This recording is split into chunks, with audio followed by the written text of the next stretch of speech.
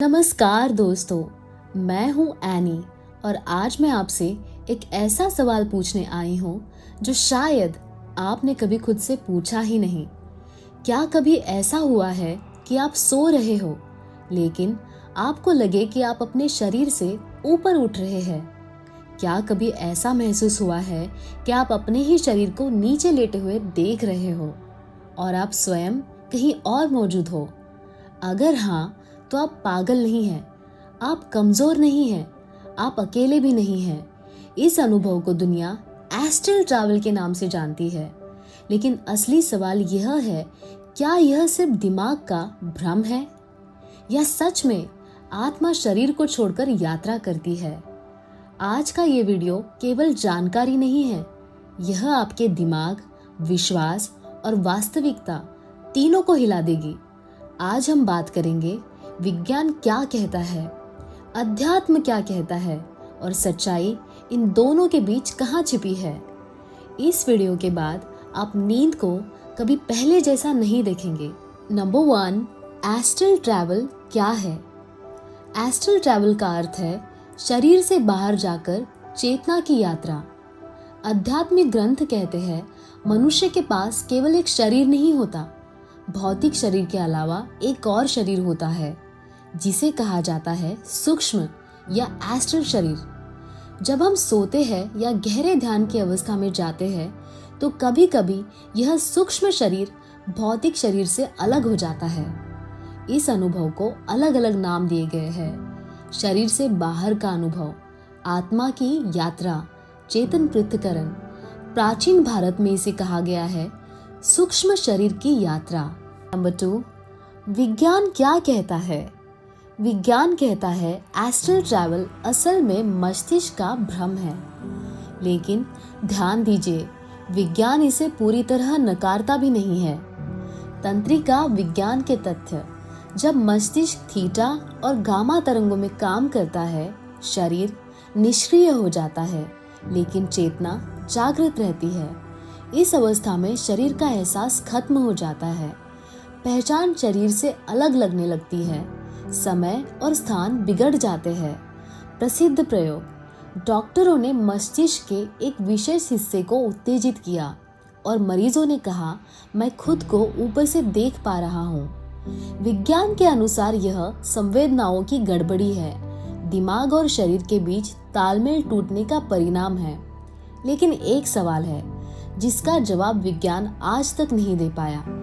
जो लोग दूसरे कमरों की चीजें बिल्कुल सही सही बता देते हैं, वो कैसे? अब हम समझते हैं इसे कहानी से। ऑपरेशन थिएटर से बाहर निकल चुकी चेतना। अब मैं आपको एक ऐसी सच्ची घटना बताने जा रही हूँ जिसे आज तक विज्ञान पूरी तरह समझा नहीं पाया। यह घटना एक महिला से जुड़ी है जिसका ऑपरेशन हो रहा था। ऑपरेशन के दौरान उसका शरीर बेहोश था, दिल की धड़कन रुक गई थी। डॉक्टर उसे क्लिनिकली डेड घोषित कर चुके थे। लेकिन बाद में जब वह महिला होश में आई तो उसने जो बताया, उसने पूरे मेडिकल स्टाफ को हिला दिया। उसने कहा, मैं ऑपरेशन टेबल के ऊपर तैर रही थी, मैं डॉक्टर को देख रही थी, मैं उनकी बातें सुन रही थी। उसने सिर्फ इतना ही नहीं कहा, उसने बताया कि एक डॉक्टर ने कौन सा औजार नीचे गिराया, कौन सा नर्स किस तरफ खड़ा था और एक मशीन की आवाज कैसी थी। डॉक्टर हैरान थे क्योंकि उस समय उसका दिमाग काम ही नहीं कर रहा था। अब सवाल उठता है, अगर चेतना सिर्फ दिमाग में होती तो बिना दिमाग के ये सब कैसे संभव था? यह अनुभव आज नियर डेथ एक्सपीरियंस और आउट ऑफ बॉडी एक्सपीरियंस दोनों की सबसे मजबूत मिसालों में गिना जाता है। चेतना क्या है? साइंस की सबसे बड़ी असफलता। विज्ञान आज तक एक बात साफ साफ नहीं बता पाया, चेतना आखिर है क्या? दिमाग को विज्ञान समझता है लेकिन चेतना को नहीं। दिमाग बंद हो सकता है लेकिन चेतना बनी रहती है। यह बात कोमा, ध्यान और मृत्यु के अनुभवों में बार बार सामने आई है। अगर चेतना सिर्फ दिमाग का प्रोडक्ट होती तो दिमाग के रुकते ही सब कुछ खत्म हो जाना चाहिए था, लेकिन ऐसा नहीं होता। यही वजह है कि कई वैज्ञानिक मानते हैं चेतना शरीर से स्वतंत्र हो सकती है और यहीं से एस्ट्रल ट्रैवल की संभावना जन्म लेती है। नंबर 3, स्लीप पैरालिसिस और एस्ट्रल ट्रैवल। अधिकतर लोग पहली बार एस्ट्रल ट्रैवल जैसा अनुभव स्लीप पैरालिसिस के दौरान करते हैं। इस अवस्था में शरीर हिल नहीं पाता, आवाज नहीं निकलती, डर महसूस होता है, लेकिन चेतना पूरी तरह जागी रहती है। विज्ञान कहता है यह नींद की एक जैविक प्रक्रिया है, लेकिन अध्यात्म कहता है यह एक द्वार है एस्ट्रल लोक में प्रवेश का। इसी समय लोग महसूस करते हैं तेज कंपन, उड़ने का एहसास, शरीर से बाहर निकलने जैसा अनुभव। इसीलिए कई आध्यात्मिक परंपराएं मानती है हर एस्ट्रल यात्री पहले स्लीप पैरालिसिस से गुजरता है। अलग अलग संस्कृतियों में एस्ट्रल ट्रैवल यह अनुभव किसी एक धर्म या देश तक सीमित नहीं है। नंबर 1, भारत। योगियों ने इसे सूक्ष्म शरीर यात्रा कहा। ध्यान और समाधि में इसका वर्णन है। नंबर 2, तिब्बत। ड्रीम योग और बार्डो अवस्था, मृत्यु से पहले चेतना की यात्रा सिखाई जाती है। नंबर 3, मिस्र। आत्मा को का और बा कहा गया, शरीर से बाहर जाने की कला को पवित्र माना गया। Number 4, Greece. प्लेटो ने आत्मा को शरीर का कैदी बताया। जब पूरी दुनिया एक ही अनुभव को अलग अलग नाम देती है तो सवाल उठता है, क्या पूरी दुनिया एक ही ब्रह्म में जी रही थी, या कुछ ऐसा है जिसे हम अभी पूरी तरह समझ नहीं पाए। सपने, लूसिड ड्रीम और एस्ट्रल ट्रैवल का फर्क। बहुत लोग पूछते हैं क्या एस्ट्रल ट्रैवल सिर्फ सपना है? नहीं, सामान्य सपने में आप नियंत्रण में नहीं होते, दिमाग कहानी बनाता है। लूसिड ड्रीम में आप जानते हैं कि आप सपना देख रहे हैं, लेकिन शरीर से जुड़ाव बना रहता है। एस्ट्रल ट्रैवल में पहचान शरीर से अलग महसूस होती है, देखने, सुनने, महसूस करने की स्पष्टता होती है, अनुभव याद रहता है। यही फर्क इसे सिर्फ सपना होने से अलग बनाता है। नंबर 4, आध्यात्मिक सत्य। अब बात करते हैं अध्यात्म की, जो सिर्फ विचार नहीं, हजारों सालों का अनुभव है। प्राचीन ग्रंथ, उपनिषद, योग सूत्र, तिब्बती मृतक ग्रंथ सभी कहते हैं आत्मा शरीर से बंधी हुई नहीं है। गहरे ध्यान की अवस्था में अहंकार मिट जाता है, पहचान फैल जाती है, चेतना शरीर की सीमा पार कर जाती है। योगियों का कहना है एस्ट्रल ट्रैवल कोई शक्ति नहीं, बल्कि एक भूली हुई स्मृति है। हम बचपन में यह स्वाभाविक रूप से करते थे, लेकिन जैसे जैसे मन भारी होता गया हम भूलते चले गए। डीएनए, ऊर्जा और सूक्ष्म शरीर। विज्ञान अब मानने लगा है कि हम सिर्फ ठोस पदार्थ नहीं हैं, हम ऊर्जा है। हर कोशिका कंपन करती है, हर विचार एक तरंग है। अध्यात्म कहता है सूक्ष्म शरीर इसी ऊर्जा का संगठित रूप है।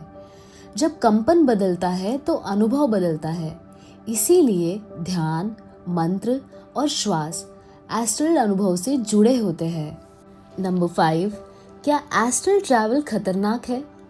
सच बोलना जरूरी है। एस्ट्रल ट्रैवल हर किसी के लिए नहीं है और हर समय के लिए नहीं है। यह एक संभावित जोखिम है जहां मानसिक असंतुलन, डर आधारित भ्रम, अहंकार का जाल है। इसीलिए संत कहते हैं पहले मन को स्थिर करो, फिर यात्रा करो। जो लोग गहरी चिंता, अवसाद, भ्रम की अवस्था में हैं, उन्हें बिना मार्गदर्शन इसे आजमाना नहीं चाहिए। डर क्यों दिखाई देता है एस्ट्रल अवस्था में? बहुत लोग कहते हैं मुझे डरावनी चीजें दिखी। ध्यान दीजिए, अध्यात्म कहता है एस्ट्रल लोक दर्पण है। आपका डर वही आकर ले लेता है। इसीलिए जिनके भीतर भय, अपराध बोध, असुरक्षा होती है, उन्हें नकारात्मक अनुभव दिख सकते हैं। असल खतरा बाहर नहीं, अंदर होता है। अब एस्ट्रल ट्रैवल से पहले मानसिक तैयारी क्या होती है?